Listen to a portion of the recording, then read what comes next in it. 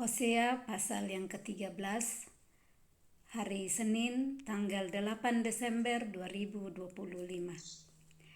Murka Tuhan akan menimpa Efraim. Apabila Efraim berbicara, gemetarlah orang. Ia diangkat-angkat di Israel, tetapi ia bersalah dengan menyembah Baal, sehingga matilah ia. Ayat 1 di pembacaan Hosea pasal 13 ini berbicara tentang Efraim. Nah, Efraim kita tahu itu adalah berbicara tentang Israel Utara yang ibu kotanya Samaria setelah terbagi dua. Nah, Efraim ini dikatakan apabila dia berbicara gemetarlah semua orang, ya, semua orang gemetar karena Efraim mempunyai kekuasaan, berkuasa, dia diangkat-angkat di Israel, ya, ditinggikan di Israel, tetapi ia bersalah. Ada kesalahan yang dia lakukan di bawah kepemimpinan rajanya. Mereka menyembah Baal. Nah, saat menyembah Baal artinya berpaling daripada Tuhan, tidak menyembah lagi Tuhan satu-satunya yang memberikan kekuatan, Tuhan satu-satunya yang memberikan kekuasaan, Tuhan satu-satunya yang memberikan kehormatan, sehingga gemetar orang saat Efraim berbicara. Tetapi saat mereka berpaling daripada Tuhan, malah pergi menyembah Baal, dikatakan sehingga matilah ia. Jadi yang sumber dari segala kehormatan, sumber dari segala kekuasaan, sumber dari segala hikmat itu hanya daripada Tuhan. Nah, apabila berbalik daripada dia, nah di sanalah orang Israel, yaitu Efraim suku Israel Utara itu mati sebab bersalah telah menyembah Baal. Ayat 2, sekarang pun mereka terus berdosa dan membuat baginya patung tuangan dari perak dan berhala-berhala sesuai dengan kecakapan mereka. Semuanya itu buatan tukang-tukang. Persembahkanlah korban kepadanya, kata mereka. Baiklah manusia mencium anak-anak lembu.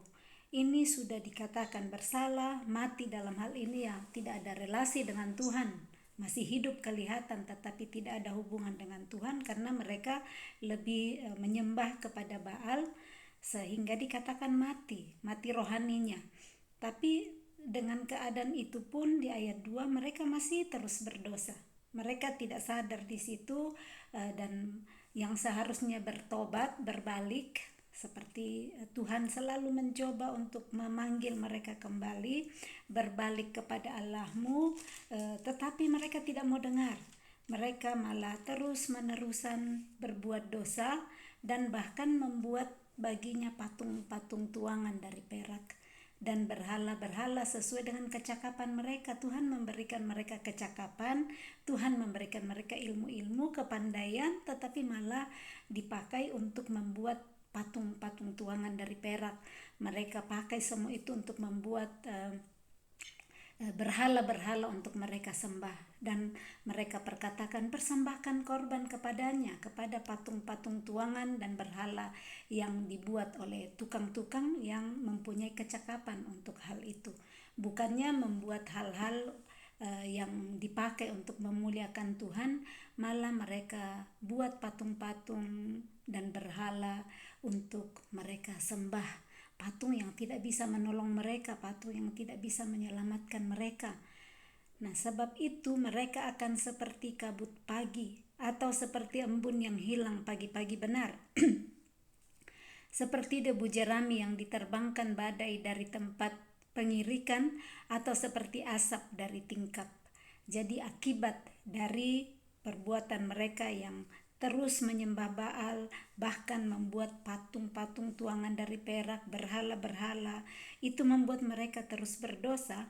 Nah, akibat dari itu di ayat 3, sebab itu mereka akan seperti kabut pagi atau seperti embun yang hilang pagi-pagi benar. Kabut pagi itu ya, kalau sudah mulai ada matahari langsung hilang. Jadi tidak eksis lagi, tidak ada lagi. Padahal sebelumnya Efraim itu saat berbicara orang gemetar, diangkat-angkat di Israel, dihargai. Tetapi saat mereka lebih cenderung condong kepada berhala, kepada Baal, menyembah Baal, Tuhan di situ mengatakan mereka akan seperti kabut pagi, seperti embun yang hilang pagi-pagi benar, atau seperti debu jerami ya. Debu jerami diterbangkan badai, itu jerami ringan sekali, tidak bisa tinggal saat ada angin sedikit saja sudah terbang. Dan seperti itulah yang Tuhan katakan untuk orang Efraim yang membelakangi Tuhan. Seperti debu jerami yang diterbangkan badai dari tempat pengirikan, atau seperti asap dari tingkap. Ayat 4, tetapi aku adalah Tuhan Allahmu sejak di tanah Mesir. Engkau tidak mengenal Allah kecuali aku, dan tidak ada juru selamat selain dari aku. Tuhan menyatakan, akulah Tuhan Allahmu sejak di tanah Mesir. Kepada Tuhan mereka berseru minta tolong, dan Tuhan datang untuk membebaskan mereka dari perbudakan di Mesir. Tetapi mereka di sini membelakangi Tuhan. Tuhan yang mengatakan tidak ada juru selamat selain aku. Hanya Dia juru selamat, penolong satu-satunya. Tetapi mereka malah tidak mengakui lagi itu. Mereka malah membuat patung-patung dan berhala lain untuk mereka sembah. Akulah yang mengenal engkau di padang gurun, di tanah yang gersang. Padang gurun, tanah gersang itu menceritakan tentang kekeringan, kekurangan, kehampaan, tidak ada apa-apa, tapi Tuhan mengenal mereka di situ. Tuhan tidak mengenal mereka hanya saat ada di rumput yang hijau, tetapi di padang gurun. Padang gurun itu kering, panas, dingin kalau malam, gersang, tidak ada tumbuhan. Dan Tuhan mengatakan, aku mengenal engkau di sana. Di dalam kesesakan mereka, di dalam keadaan yang berat, Tuhan ada di sana mengenal mereka. Tuhan setia kepada mereka. Dan dikatakan ketika mereka makan rumput, maka mereka kenyang. Setelah mereka kenyang, maka hati mereka meninggi. Itulah sebabnya mereka melupakan aku. Tuhan mengenal mereka di padang gurun, di dalam kesesakan, tetapi saat mereka makan rumput, Tuhan memberikan berkat, Tuhan memberikan anugerahnya. Mereka bisa makan rumput, ya, ini diumpamakan seperti itu. Rumput memberikan kekuatan baru, memberi kesegaran. Tidak ada lagi, kalau padang gurun kan tidak ada rumput, tetapi kalau mereka makan rumput, ya Tuhan bawa ke tempat yang lebih baik. Tapi malah setelah mereka kenyang, hati mereka meninggi, tidak ingat Tuhan lagi.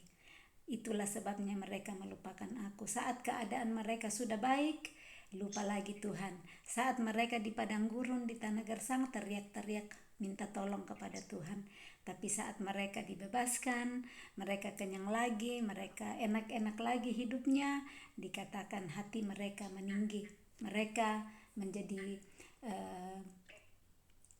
tinggi hati di situ, dan mereka melupakan Tuhan. Jadi Tuhan mau supaya jangan cuma di dalam kesesakan kita mengenal Dia, dekat kepada Dia, tetapi di dalam keadaan kenyang pun, dalam keadaan yang mungkin tidak ada masalah, Tuhan mau supaya kita terus mendekatkan hati kepada Dia.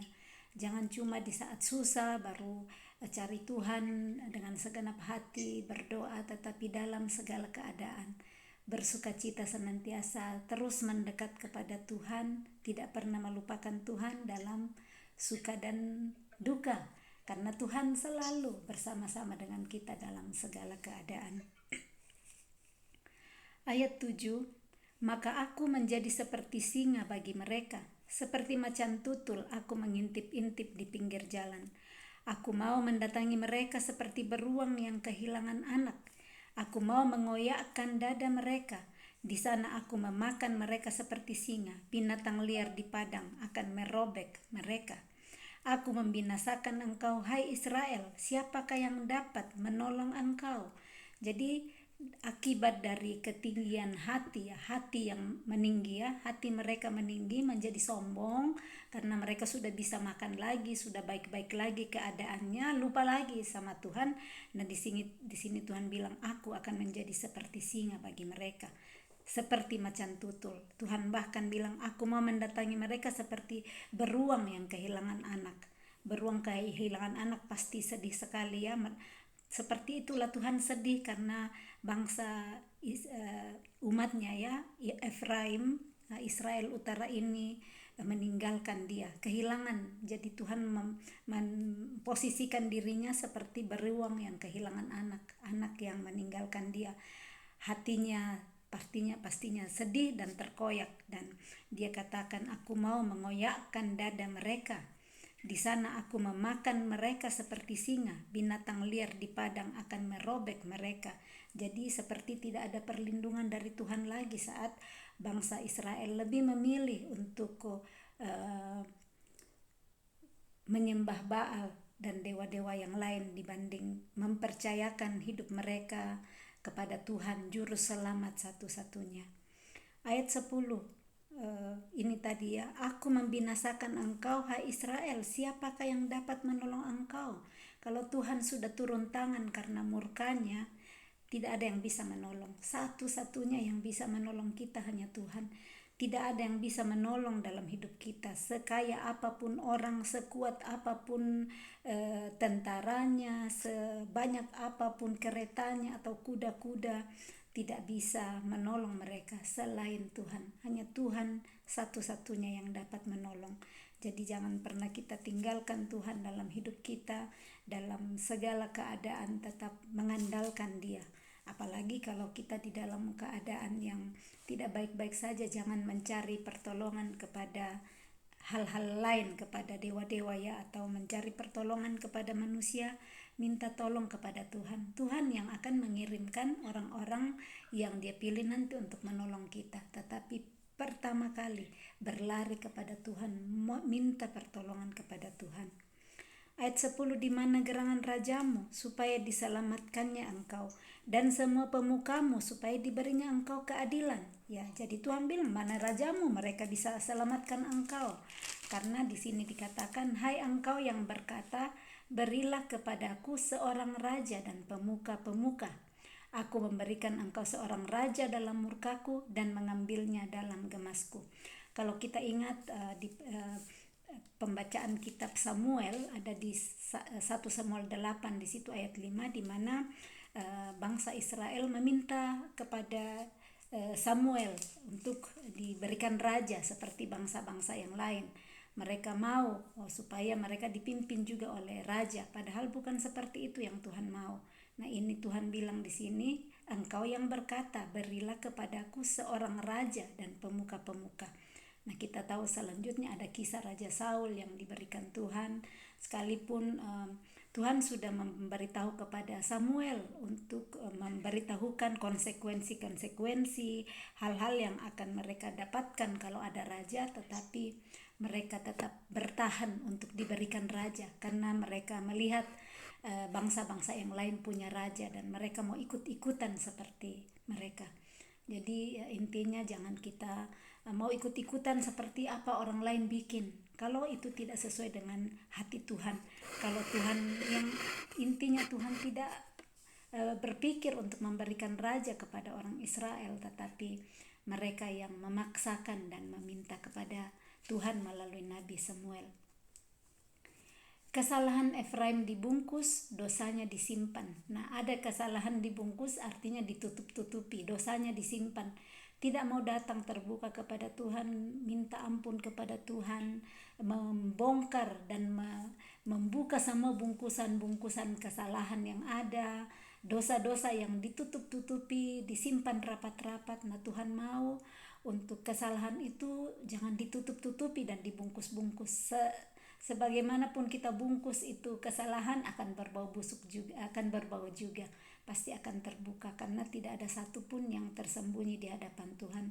Jadi pasti Tuhan sangat menyukai saat kita datang terbuka di hadapannya, mengakui saya sudah salah Tuhan, ada dosa yang saya lakukan, saya mengaku dosa saya, ampuni saya Tuhan, saya mau berbalik kepadamu, saya mau untuk meninggalkan kesalahan dan dosa-dosa saya yang pergi beribadah kepada Baal, kepada patung-patung, kepada berhala-berhala. Nah, itu yang Tuhan mau, supaya dibongkar semua kesalahan dan dosa, bukan malah ditutup-tutupi.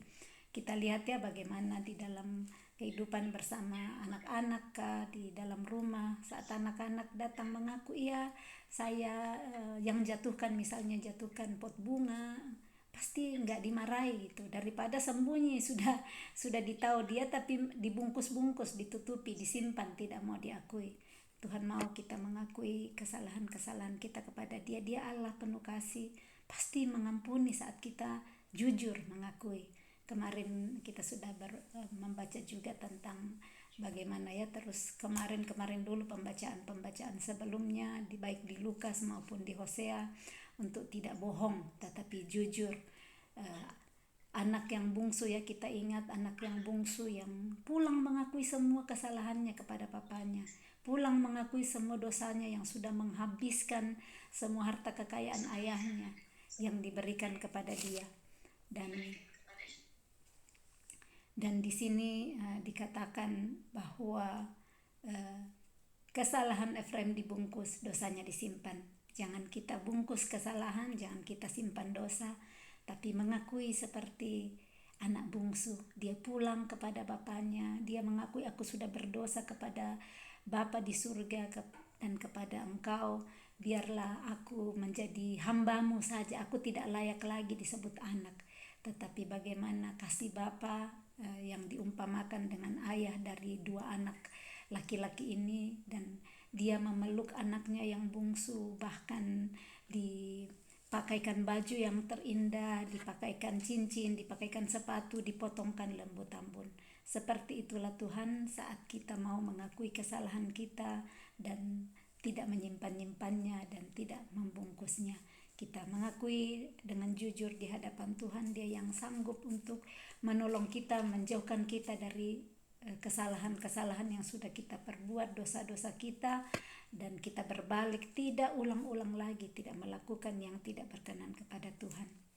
Ayat 13, sakit beranak mendahului kelahirannya, tetapi ia adalah seorang anak yang tidak bijaksana. Sebab tiba pada waktunya ia bergerak, bila waktunya tiba ia tidak mau keluar dari kandungan ibunya.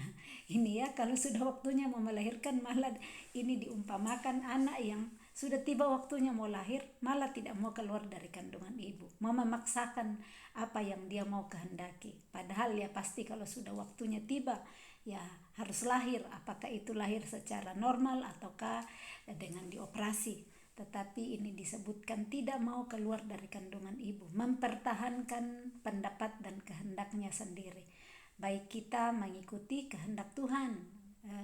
Manusia kurang lebih ya, seorang ibu mengandung 9 bulan, kalau sudah tiba waktunya itu hukum Tuhan, manusia akan melahirkan setelah mengandung 9 bulan. Tapi tidak ada yang ini tidak mau keluar dari kandungan ibu, keras kepala, tidak mau mengikuti cara Tuhan bergerak. Nah, mari kita tetap ikut bagaimana cara Tuhan menolong kita, bagaimana Tuhan bekerja dengan cara dan waktunya. Kalau waktu Tuhan berkata, sudah waktumu keluar dari kandungan, kita dengan sukacita, Tuhan, waktuku untuk Engkau keluarkan dari satu tempat atau dalam satu situasi, kita percaya bahwa waktunya Tuhan yang terbaik dan terindah. Ayat 14, akan kubebaskankah mereka dari kuasa dunia orang mati? Akan kutebuskan mereka daripada maut? Di manakah penyakit samparmu, hai maut?